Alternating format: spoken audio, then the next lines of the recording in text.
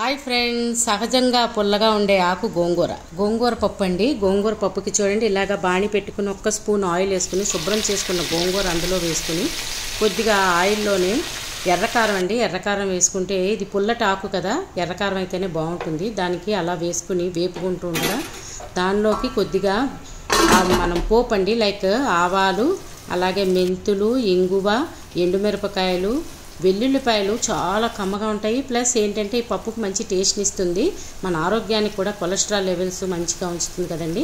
అలాగే దాంట్లోకి కొద్దిగా ఉల్లిపాయ ముక్కలు ఇవన్నీ కూడా చక్కగా మూత పెట్టి ఒక 10 నిమిషాలు వేరేగా వేయించుకోవాలండి. పప్పుతో కలపకూడదు, గోంగూర పుల్లగా ఉంటుంది కదా, పప్పు ఉడకదు. చూడండి, దానికి అలాగా మనం కుక్కర్ పెట్టుకుని అందులో ఒక కప్పు పప్పు వేసుకుని కొద్దిగా స్పూన్ ఆయిల్ అలాగే కొద్దిగా పసుపు వేసుకుంటే పప్పు తొందరగా ఉడుకుతుందండి. అది పూత వచ్చేలోపు మనం చూడండి, ఇందాకలా ఈ గోంగూర ఫ్రై అయిందో లేదో మధ్య మధ్యలో చూసుకుంటూ చేసుకుంటే బాగుంటుందండి. గోంగూర మనకి ఆరోగ్యానికి చాలా మంచిదండి. దానిలో మెగ్నీషియము, కాల్షియము, అలాగే ఐరన్ కంటెంట్ ఎక్కువ ఉంటుందండి.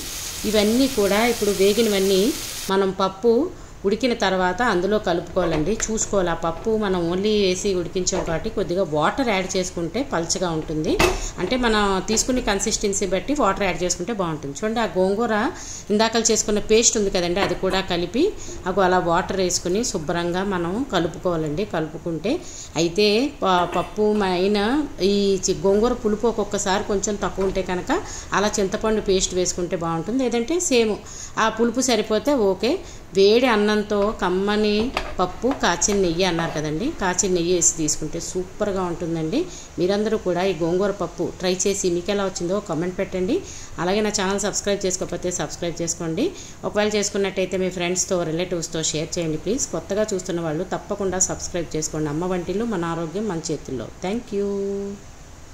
చూడండి, అలాగా వేడి అన్నంతో కమ్మని పప్పు, కాచిన నెయ్యి అన్నాను కదా, అలా కాచిన నెయ్యి వేసుకుని ఆ పప్పుతో తీసుకుంటే చాలా కమ్మగా ఉంటుందండి. తప్పకుండా ట్రై చేయండి.